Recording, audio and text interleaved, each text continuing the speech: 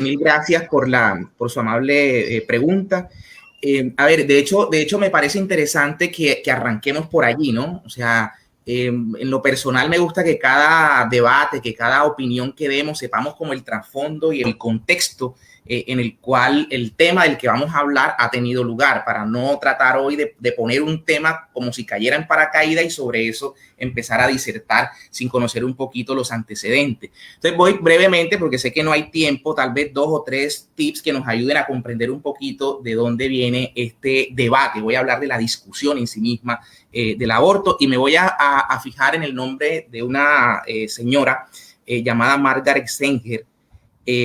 Hablo más o menos de los años 1916, en el 22 exactamente se funda lo que se conoce como la Liga de Control de Natalidad, en cabeza de esta señora Margaret Sanger, financiada por Rockefeller. En el año 1930, y aquí vale tener en cuenta un libro que esta señora escribe que se llama El Pivot de la Civilización. Recomiendo la lectura del libro, lo encuentran también en PDF, El Pivot de la Civilización.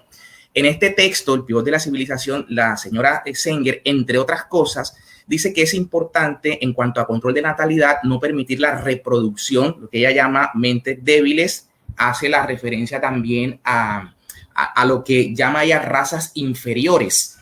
Ahora, esto de razas inferiores es muy importante porque justamente en el año 1930 esta señora funda la primera clínica de aborto en Harlem, ¿no? Que en los Estados Unidos es un barrio negro en los Estados Unidos, y aquí se empieza una campaña de abortos en estas comunidades negras.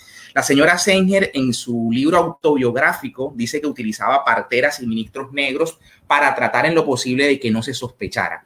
Eso es, digamos, para que vayamos entendiendo a qué se refería la señora con esto de razas inferiores.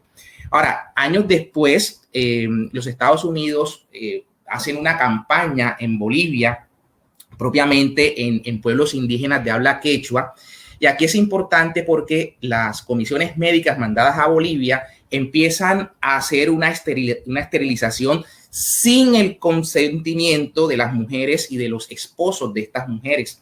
Cuando se dan cuenta los hombres que sus mujeres no pueden concebir, viene toda una revuelta, asesinan a varios de estos médicos y de hecho las autoridades ordenan el fusilamiento de algunos de estos atacantes.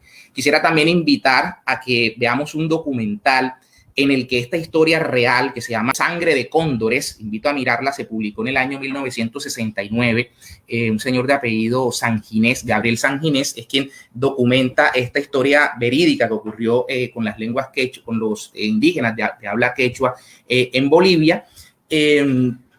Y bueno, esta situación, tomando el pensamiento de Margaret Sanger, lo que lleva es a que los Estados Unidos entiendan que así no se pueden implementar las cosas, ¿no? Entonces logran que en la ONU se cree luego lo que se conoce como el Fondo de Población. Este Fondo de Población que se creó en la ONU es lo que viene a ser una especie de conferencias cada 10 años. La primera de ellas se hace en el año 1974 en Bucarest. Aquí se intentó, en esta primera conferencia de 1934, globalizar el aborto, ¿no? A la manera de ley, tratar de que el aborto se convirtiese en una ley para todo el mundo en esta primera conferencia de Bucarest. La Argentina es el país que se opone a esto. El canciller de la Argentina, leyendo una carta del ministro de entonces, es quien se opone a esto y se logra que junto con la Argentina, 27 países del África y varios de los países de América no acepten esta imposición de la globalización que se pretendía hacer en ese 1974 sobre el aborto. Finalmente, cuando esto se pretendía que se separa la Argentina y los países africanos que le siguieron, el secretario de Estado de los Estados Unidos, Henry Kissinger, redacta un documento que se conoce como el Informe Kissinger. Invito también a leer este informe, también se conoce como el Memorándum 200, por el número de páginas que lleva, o su nombre completo, ¿no? Que es el informe sobre las implicancias del desarrollo poblacional en la seguridad de los Estados Unidos y sus fines de ultramar, es su nombre completo. Y aquí se establece, que es lo que hoy vemos que se viene haciendo, de que no se puede seguir presentando esto del aborto tan directamente como hoy se presenta, sino que se debe presentar a manera de planes de salud pública, que es como vemos que hoy se está presentando esta idea. Y termino por donde empecé. Esta señora, Margaret Sanger, es quien va luego a fundar lo que se conoce hoy día como la IPPF, ¿no? La International Planned Parenthood Federation. Esta IPPF, que es tal vez la clínica abortiva más grande del mundo, para que nos hagamos una idea, hay cerca de 33,000 McDonald's en el mundo, hay 66,000 clínicas de la IPPF. Importante saber que en el 2015 una comisión de médicos, Medical Progress, con cámaras ocultas, llega hasta directivos de la IPPF y en uno de los videos de 2015 vemos, por ejemplo, a una de las médicos mientras come, cómo van negociando, hablando de qué se hacen con los fetos que se abortan o con los embriones que se abortan en etapas más avanzadas. Uno de los puntos era el tráfico de órganos o la venta de órganos. Ahí mismo ella da los precios de $80, $150. Por supuesto, la IPPF se pronuncia y dice que no, que eso fueron unas cámaras ocultas, que ellos no están negociando, que ellos se referían era a los costos de transporte y de conservación de los fetos. Pero los videos son claros, repito, hay 5 videos que circulan desde el año 2015 en las redes y vemos el negocio del tema del aborto por parte de la IPPF, que la señora Margaret Sanger ayuda a fundar y de la cual fue su presidenta hasta su muerte en 1959. Entonces, básicamente eso, sé que no tenemos tiempo y tal vez hasta me extendí, pero ese contexto me parece interesante que se tenga en cuenta para saber qué hay también detrás de estos debates sobre el aborto hoy en día. ¿Cuál es la situación del aborto en Colombia? ¿Es completamente legal o simplemente hay ciertas situaciones en las que el aborto es legal en Colombia? Danos, por favor, a la audiencia esa breve visión de cómo es la situación del aborto desde el punto de vista legal en Colombia. En Colombia el aborto es un delito, está tipificado en el Código Penal colombiano como delito, el aborto. Ustedes bien definían lo que se ha de entender por aborto, lo que hace el derecho es que recoge el concepto de la ciencia, el concepto médico, y la mujer o quien preste ayuda a la mujer para realizar un aborto, esto se encuentra en Colombia penalizado, es un delito. El legislador colombiano ha entendido que debe, preservando el derecho a la vida, tipificar el aborto como un delito. De hecho, el bien jurídico que el legislador tutela, que salvaguarda en este caso, es la vida. Ahora bien, se han dado unos debates porque hay algunas circunstancias que a algunos ciudadanos les parece que resulta un poco excesivo mantener como delito la figura del aborto en ciertos casos. Entonces, la Corte Constitucional en Colombia en el año 2006 emitió un fallo en el cual conceptuó que en 3 circunstancias, en 3 casos en particulares, el aborto no debería estar penalizado, y de hecho así lo conceptuó la Corte Constitucional en Colombia. Esos 3 casos son: uno, cuando la mujer ha sido violada y fruto de esa violación queda embarazada. En este caso no se considera delito si la mujer procede con el aborto, en este caso, repito, de violación, ¿no? Es lo que se conoce como un aborto ético en este caso. Si la vida de la mujer, sería el segundo caso, si la vida de la mujer está en peligro, en riesgo, de que la mujer por el embarazo que lleva pueda perder su vida, y aquí no se habla solo del concepto de salud física, sino salud integral, implica también el tema psicológico en la mujer. Si hay un grave peligro de la mujer, puede también en este caso procederse al aborto de acuerdo a la línea que trazó la Corte Constitucional, y no habría entonces lugar aquí a la pena, ¿no? No habría ni siquiera delito. La Corte, esto no voy a hacer la precisión, porque sé que de pronto puede confundir un poco. La Corte llevó esto a lo que se conoce como la tipicidad objetiva. No lo dejó en el plano de que simplemente listo, el delito es típico, es antijurídico y lo que pasa es que no hay pena porque no hay culpa, sino que lo destipificó, digámosle así, en estos 3 casos. Y el último de estos casos hace referencia a cuando el embarazo no es viable. Si llega a haber una malformación incompatible con la vida extrauterina, en ese caso también se permite el aborto sin consecuencia. Entonces quiero decir que ese es el panorama que hay en la ley. Ustedes no me han preguntado mi opinión, simplemente que les diga cuál es el panorama en Colombia y así lo traslado. Es entonces en esos 3 casos en Colombia, por vía jurisprudencial, dado que el Congreso de la República no legislaba sobre el particular, la Corte Constitucional entró y delineó este marco al que he hecho mención. Entonces, en esos 3 casos, el aborto no sería delito. En el resto de los casos es un delito que se encuentra tipificado en el Código Penal como tal. ¿Qué opciones tiene una persona, una pareja, una mujer que decide, voy a abortar, no estoy en las 3 categorías, pero me voy a donde mi doctor, me voy a mi ginecólogo, a mi clínica, para que me realicen este procedimiento? Digamos, yo frente a la respuesta no tendría mucho que decir en torno a que si no está dentro de las causales y desde la pregunta, digamos, quisiera partir desde lo que es mi pensamiento sobre el particular, porque yo no he transmitido mi opinión. A mí me hicieron una pregunta en un momento y era cómo es el esquema en Colombia y planteé lo que constitucionalmente está previsto a raíz de un fallo de la Corte, ¿verdad?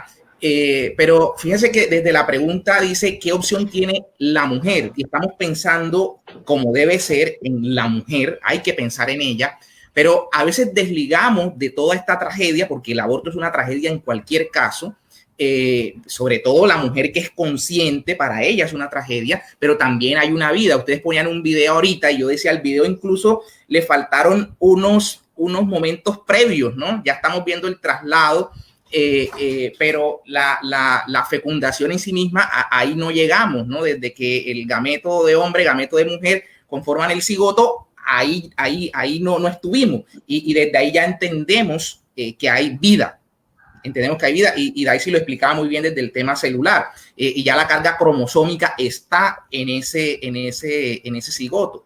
Entonces, desde ese punto, que en otra respuesta daré en otra pregunta o en otro espacio, daré mi opinión sobre el fallo de la Corte, porque digamos, yo soy académico y como académico yo no le traslado a los estudiantes y les digo, aquí hay un fallo de la Corte que dice lo siguiente, y entonces como caballitos cocheros nos tragamos el fallo de la Corte. No, hay que respetar, por supuesto, el fallo de la Corte, pero merece un análisis, desde la academia merece un análisis. Obviamente no es de la opinión y el criterio aventurero de cada quien, merece un análisis desde lo jurídico y con fundamento. Entonces, yo quisiera en algún momento dar esa opinión sobre lo que es mi concepto sobre el fallo de la Corte, pero ahorita frente a la pregunta que simplemente hace qué opción hay, yo les dijera, no, opción ninguna, ¿no? Si la persona no tiene en riesgo su vida, la mujer, si no es fruto de una violación, si no es una inseminación artificial, si no es un caso de incompatibilidad del feto, del embrión con la vida extrauterina, esa vida hay que respetarla, incluso la vida en los casos que he dicho también, y por eso digo que ahora voy a dar mi opinión, pero esa vida del ser en gestación hay que respetarla y no hay que pensar única y exclusiva. Hay que pensar, por supuesto, en la mujer que está viviendo esa tragedia, pero también hay que pensar en la protección de esa vida y es lo que el legislador ha hecho. El legislador entonces tutela en el artículo 122 del Código Penal esa vida que está en formación, es tutelada y por esa razón, en mi opinión, no tendría que haber más opción que un acompañamiento que se le dé a la mujer en este caso para hacerle entender la riqueza de la vida que lleva en su ser y ese acompañamiento para que esa vida pueda tener pueda haber un parto en últimas, y si la mujer pues no decide, pues algún centro de caridad, de beneficencia se encargue, pero esa vida hay que respetarla en toda su fase, desde el momento mismo de la fecundación, hay que respetarla.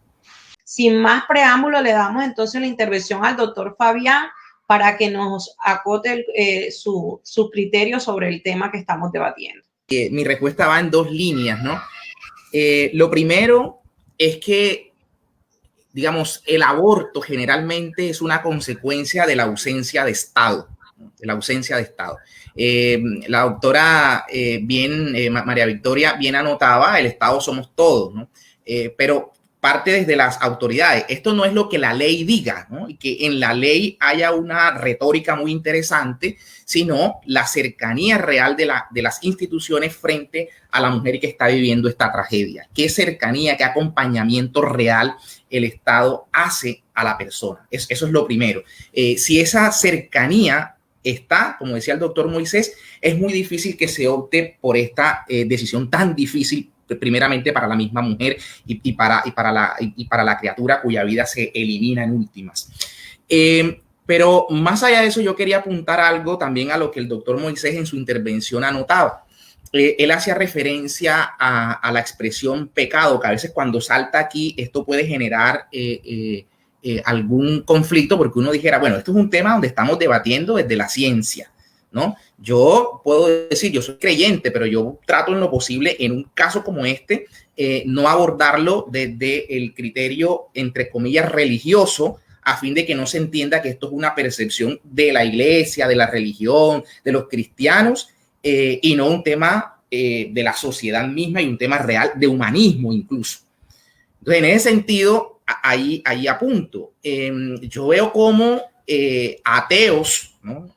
Casos como por ejemplo el de Gustavo Bueno, el padre de la filosofía materialista, habla del aborto con una vehemencia tal, un ateo reconocido, un desligue frente al aborto absoluto, ¿no? En contra del aborto. Por ejemplo, el doctor Bernard Nathanson también, que era un ateo, se declaraba así como judío ateo.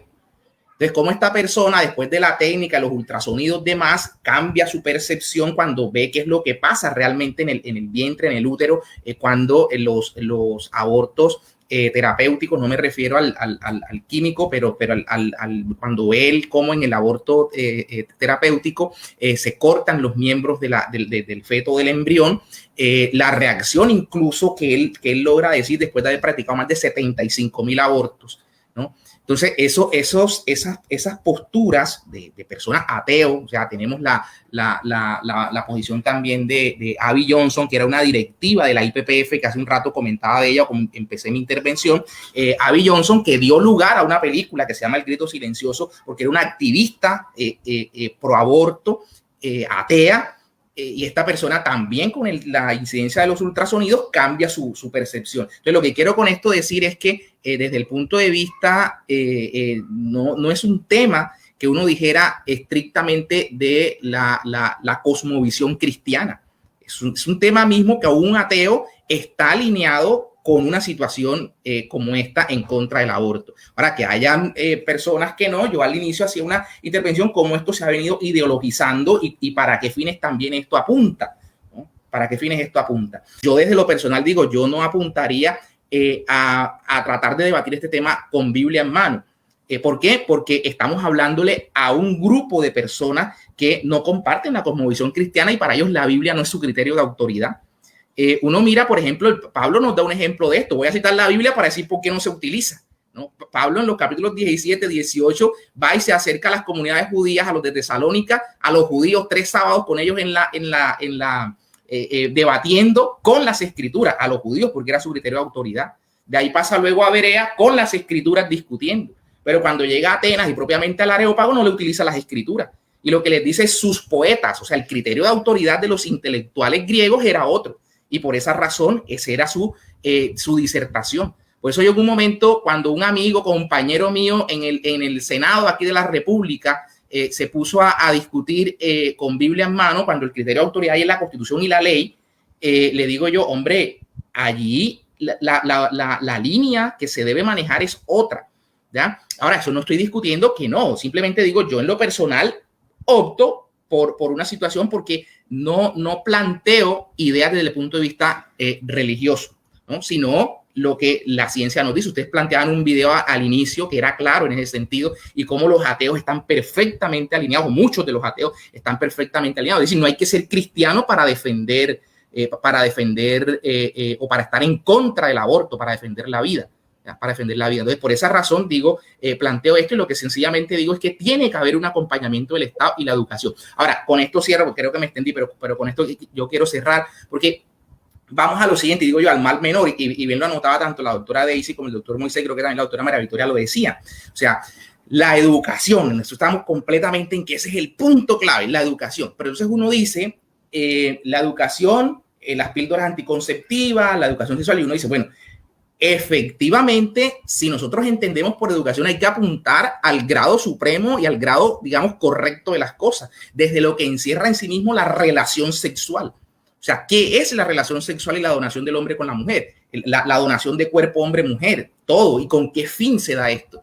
Ahora, si yo tengo una concepción desde el liberalismo, yo puedo perfectamente plantear es que es mi cuerpo y la relación sexual para mí tiene esta concepción, y frente a esta concepción, obviamente, o la píldora anticonceptiva o el aborto, ¿verdad? Pero si vamos a la antropología del ser y revisamos lo que implica el ser humano y lo que implica una relación sexual desde el punto de vista antropológico del ser, y uno la educación apunta a esa línea, uno tendría que decir cuál es la esencia misma de la relación sexual en los seres humanos. Y bajo ese entendido entenderíamos por qué incluso, que sería un ideal, pero ante la no consumación del ideal, el mal menor, ¿no? Ante eso, por supuesto, yo voy a decir el mal menor. Y antes de llegar al aborto, apunte al anticonceptivo. Repito, no estoy diciendo como solución adecuada, estoy diciendo como mal menor, como mal menor.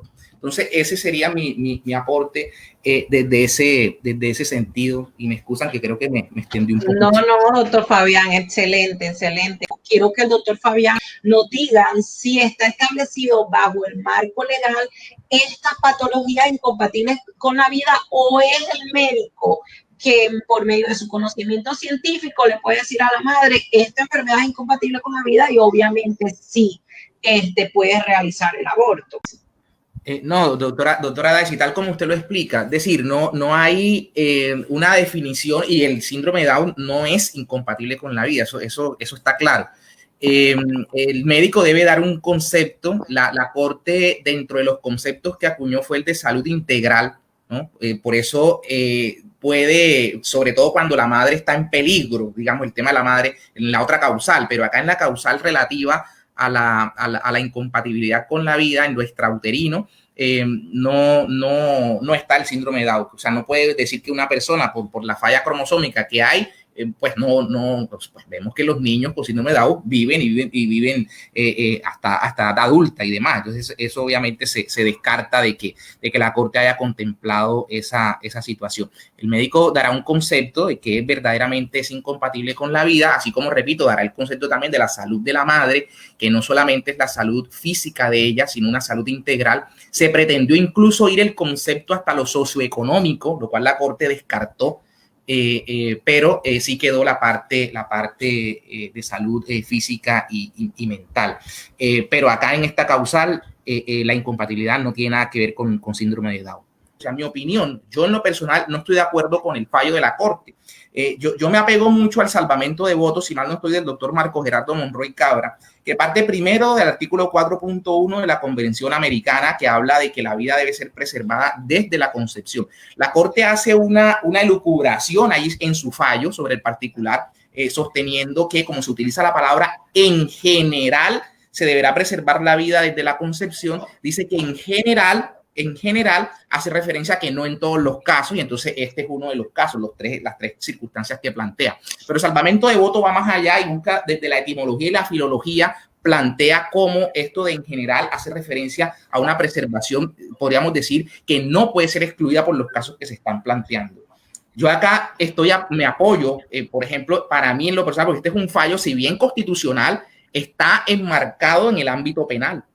Y en materia penal hay un doctrinante que hoy por hoy es tal vez el más reconocido en materia de derecho penal, me refiero a Klaus Roxin, y él acuñó una expresión muy interesante que es la pena natural, basado en lo que se llama el principio pro hominem, ¿no? El principio pro hominem que se plantea en la mayoría de convenciones internacionales, y sobre todo en lo que tiene que ver con, pónganse a pensar ustedes, él plantea lo que se llama la pena natural. Él dice, hay que pasar de esa, digo yo la palabra bendita, pero realmente dice, hay que pasar de esa postura del pensamiento sistémico que estamos siempre pensando. La conducta que se ha cometido es típica, ok, es antijurídica, es culpable. Y repetimos eso es lo que él llama el pensamiento sistémico. Dice, hay que pasar de ese pensamiento sistémico al pensamiento problema, ¿Qué es eso? Dice el hombre, pensar. Si cuando usted ha llegado a mirar una conducta que es típica, que es antijurídica, usted debe pensar más que todo ahí en la responsabilidad de la persona, más que en la culpabilidad y en la necesidad de la pena. Nuestro Código Penal en el artículo 4 habla de lo que ahí se conoce como, no dice fines de la pena, sino funciones de la pena. Debería ser fines más que todo. Pero ahí entonces uno dice, bueno, ¿conviene o no la pena a esta persona en este momento? Pónganse a pensar en un padre que atropella a su niño. Es un homicidio culposo.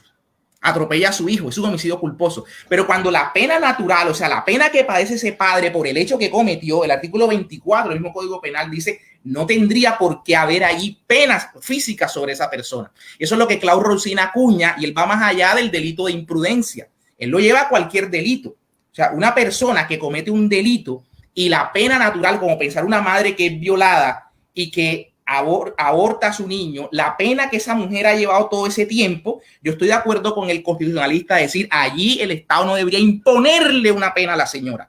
Pero el hecho de imponer una pena no le quita el carácter moral a la situación. Pensemos que, por ejemplo, el adulterio era un delito hasta que llegó el Código Penal de 1936. Ahora, ya no es un delito. Pero pregunto, ¿la sanción social, lo moral del hecho sigue siendo o dejó de serlo porque una ley lo despenalizó o lo destipificó en este caso? No, el adulterio sigue siendo sigue llevando el reproche moral que corresponde, aunque no sea un delito. Entonces, en los casos de aborto, en este caso, el que he planteado, vemos cómo la Corte realmente, apoyado en Klaus Rosin, uno dijera, ahí la pena natural que sufre la mujer debería llevar consigo que no se imponga una pena.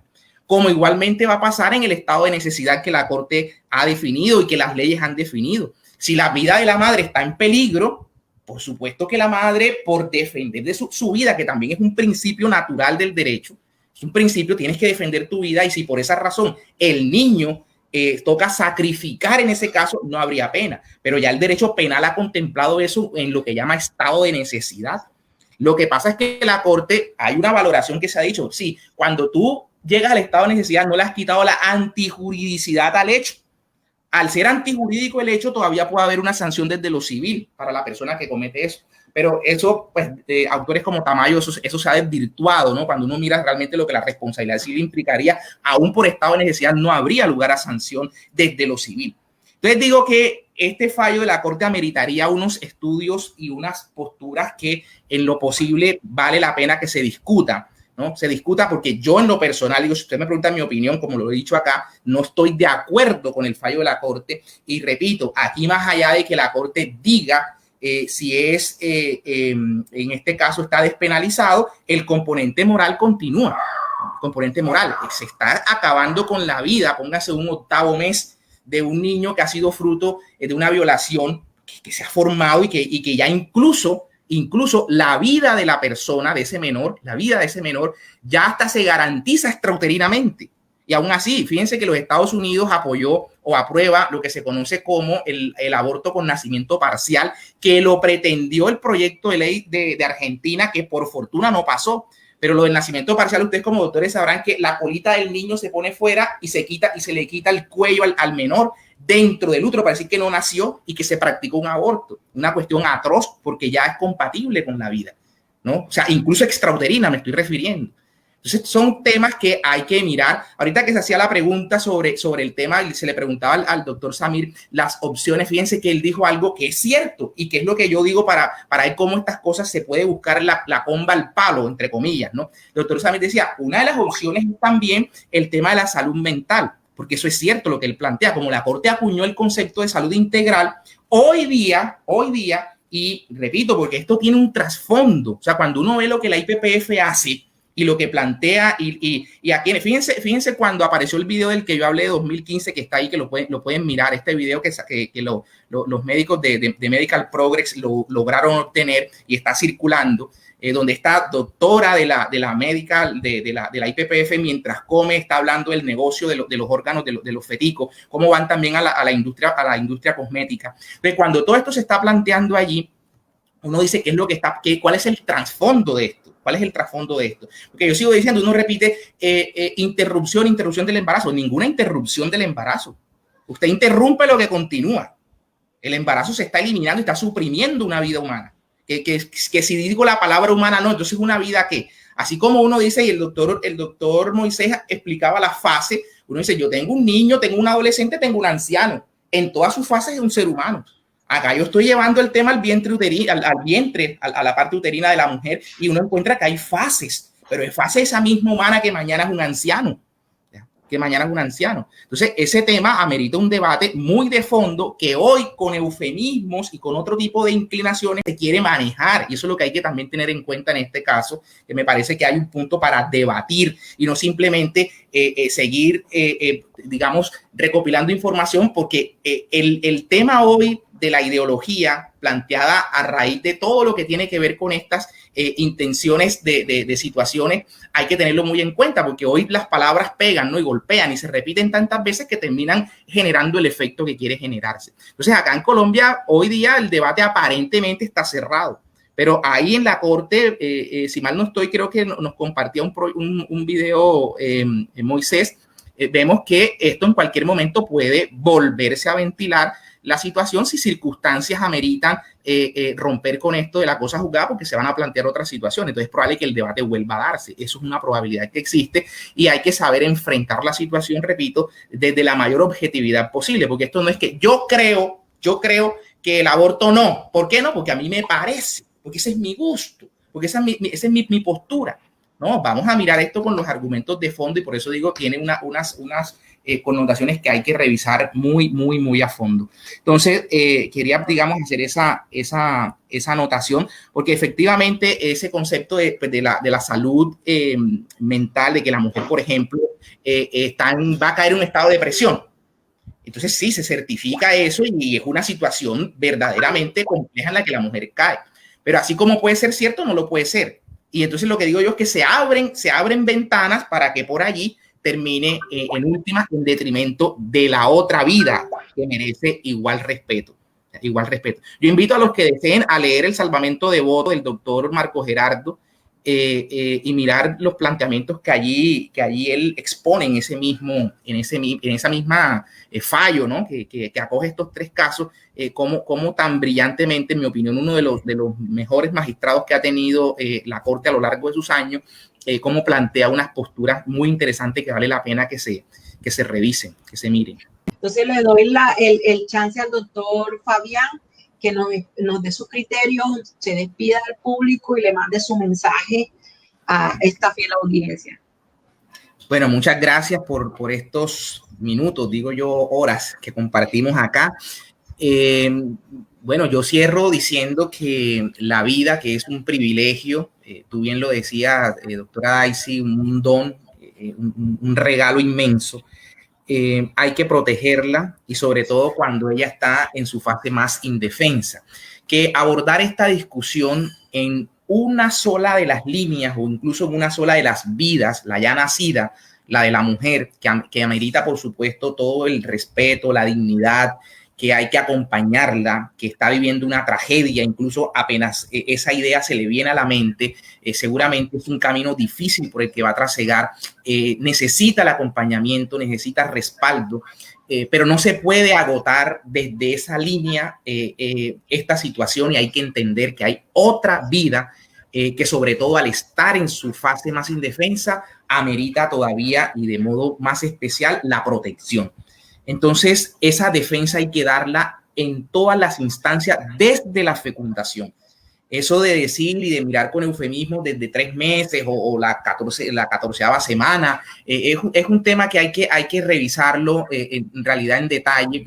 Hay estudios que han llegado a decir que por el hecho de que como no se ha formado lo que tiene que ver con el sistema nervioso central de la persona, no tendría dolor, dicen algunos, como si esto pasara por el debate del dolor, ¿vale? Quitar la vida si siente dolor o si no siente dolor, lo cual es absurdo. Y de hecho los estudios lo que han dicho es que desde la semana 35, incluso otros desde la 22, es que se comprueba que ya existe todo, digamos, los circuitos unidos que permiten determinar que hay lo que nosotros llamamos dolor, ¿no? Y que hay reacciones bioquímicas que permiten entender que hay dolor.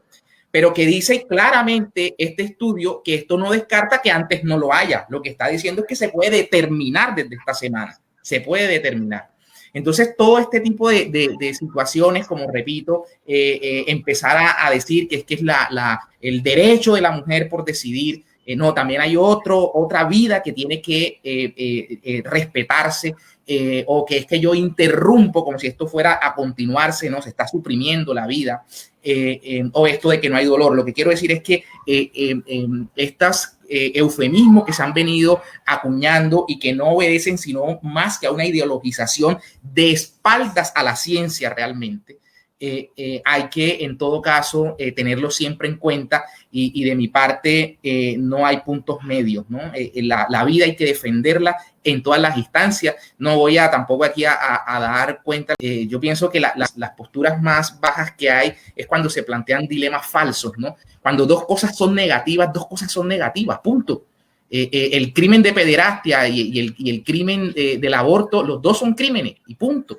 Esto no es para aquí decir que es que unos defienden otro, y no, las dos cosas son abominables.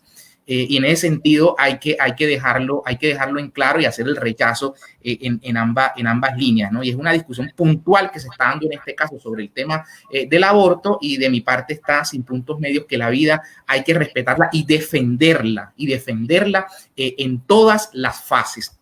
Desde el útero en toda su fase, como también cuando la persona ha nacido en toda su fase, hay que defenderla, y por supuesto que es un tema que amerita muchas implicancias, ¿no? Esto no es solo decirlo, sino que nos genera un compromiso real, y el doctor Samir bien apuntaba, y yo pienso que daba en la clave, esto tiene que ver desde la familia. Lastimosamente hay muchas familias disfuncionales, la mujer que le toca afrontar solo ya con 6 hijos un embarazo. Son temas muy difíciles, pero toca sí el compromiso y el acompañamiento que en estos casos corresponden, pero en ningún momento disminuir por ninguna razón la vida. El doctor Moisés bien decía ahorita, y la doctora Daisy, él decía, es un error. Yo en lo personal no considero que sea un error celebrar la vida, porque esa es la regla general. Cuando hay una vida hay felicidad. Y el doctor Samir lo decía, y la doctora María Victoria también, pero entiendo a lo que él apunta, ¿no? Que no sabemos cuáles son las circunstancias en las que esa vida se ha dado, no las sabemos lastimosamente, pero entendería, y yo no lo califico como un error, entiendo que la legislación allá sí lo establezca, pero la vida es para celebrarla desde que ella tiene lugar, ¿no? Hay que celebrarla. Difícil, hay situaciones muy difíciles, pero no lo podemos tampoco desconocer, pero así es como corresponde esta defensa de la vida en todas las fases, en todas las instancias.